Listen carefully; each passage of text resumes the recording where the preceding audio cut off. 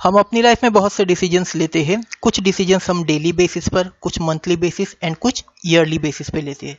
कुछ ऐसे डिसीजंस होते हैं जो पर्सनल होते हैं, कुछ फाइनेंशियल, कुछ इनकम टैक्स से रिलेटेड होते हैं। तो ऐसे प्रॉब्लम्स जो पर्सनल प्रॉब्लम होते हैं वो हम खुद ले सकते हैं, बट कुछ ऐसे डिसीजंस होते हैं जो हम खुद नहीं ले सकते हैं, तो वहाँ पे हमें किसी और पर्सन का या एप्लीकेशन का, सिस्टम का हमें नीड होता है। उसे हम कहेंगे डिसीजन सपोर्ट सिस्टम, जो कि एमआईएस का एक पार्ट है।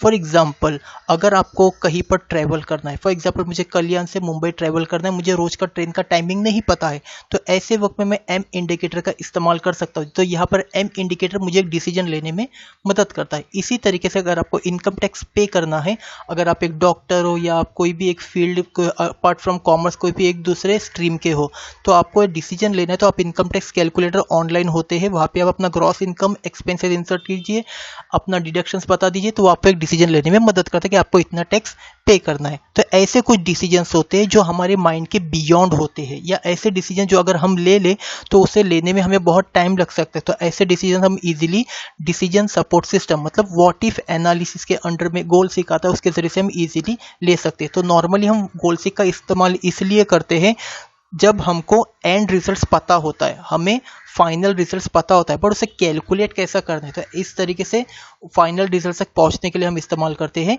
गोल सीक। हम अपने वही पुरानी एग्जांपल्स को कंटिन्यू करते हैं।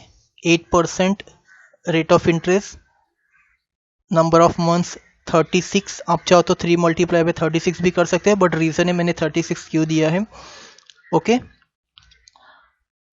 पीएमटी फॉर्मूला शायद से आपको ये वैल्यू भी याद हो गई होंगी। 8% divide by 12 comma this comma this. Okay, तो यहाँ पे हमको एक अब डिसीजन लेना है। दो बहुत अच्छे दोस्त हैं जिनका नाम है चंगू एंड मंगू। ओके, तो इनको एक बाइक परचेस करनी है, एक पल्सर बाइक परचेस करनी है। तो चंगू एक शोरूम में चला जाता है एंड वहाँ पर उनको पता चलता है कि अगर वो 35,000 डाउन पेमेंट करते हैं, 35,000 का लोन लेते हैं, तो उनको हर मंथ 1096 अमाउंट .77 EMI अमाउंट पे करना है। तो चंगू खुशी खुशी जाकर मंगू को बता देता है। मंगू हैप्पी तो है बट कुछ सैड भी है। मंगू का कुछ ऐसा करना है, अगर हर मंथ हम दोनों मिलके 500 कंट्रीब्यूट कर देते हैं तो हम 1000 तक के अमाउंट पे कर सकते हैं। तो उनको एक डिसीजन लेना है कि अगर उनको 1000 पे करना है तो उनको कुछ ना कुछ चेंजेस तो करनी होंगी। तो अब हम चेंजेस रेट ऑफ इंटरेस्ट में नहीं कर सकते। अगर रेट ऑफ इंटरेस्ट बढ़ जाता है तो हमारे लिए अनएक्सेप्टेबल होगा, और अगर घट जाता है तो बैंक्स के लिए अनएक्सेप्टेबल होगा। पीवी अमाउंट भी बढ़ नहीं सकता है, ना ही घट सकता है।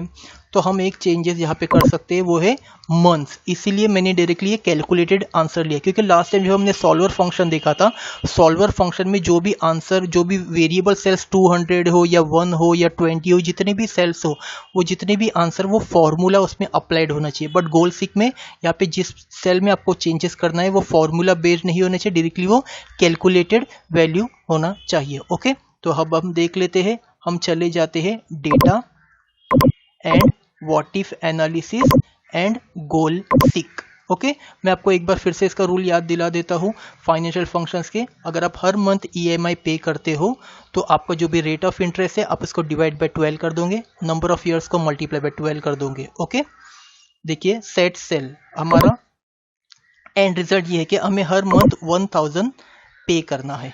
ओके, बाय चेंजिंग, इसमें मैं गलती कर रहा हूँ जानबूझ के। ओके, थोड़ी देर में मैं आपको बता देता हूँ वो गलती क्या है। ओके, हम फाइंड आउट करते हैं।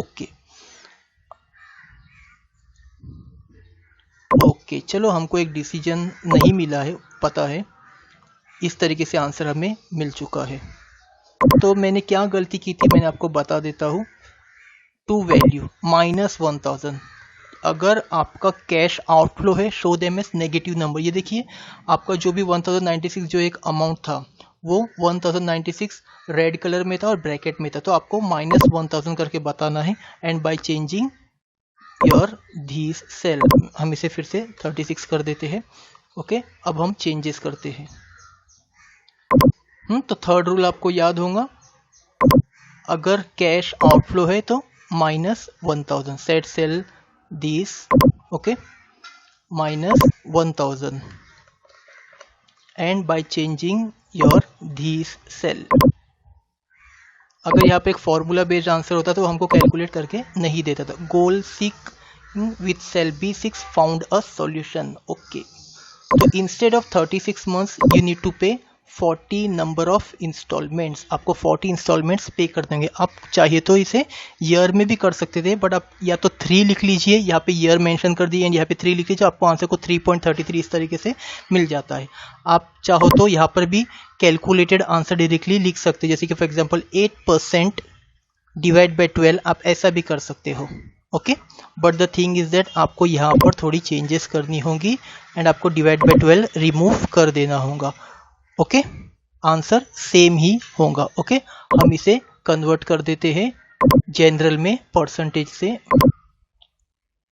0.0067। ओके, सो नॉर्मली गोल सीक हम क्यों फाइंड आउट करते हैं, जब हमको एंड रिजल्ट्स पता होता है और एंड रिजल्ट्स को अचीव कैसा करना है, तो इसके लिए हम व्हाट इफ एनालिसिस का गोल सीक फंक्शन हम इस्तेमाल करते हैं। इसमें हम सिर्फ एक ही सेल में चेंजेस कर सकते हैं। सिनारियोस में हम अप टू 200 सेल्स का चेंजेस कर सकते हैं, वहाँ पे हम 200 सेल्स में चेंजेस कर सकते हैं। ओके, वीडियो अच्छा लगा होगा तो लाइक कीजिए, शेयर कीजिए। चैनल सब्सक्राइब नहीं किया होगा तो चैनल भी सब्सक्राइब कर दीजिए। वीडियो अच्छा नहीं लगा होगा तो कोई बात नहीं, नेक्स्ट टाइम जब वीडियो अच्छा लग जाए उस वक्त सब्सक्राइब कर लेना। Okay, thank you.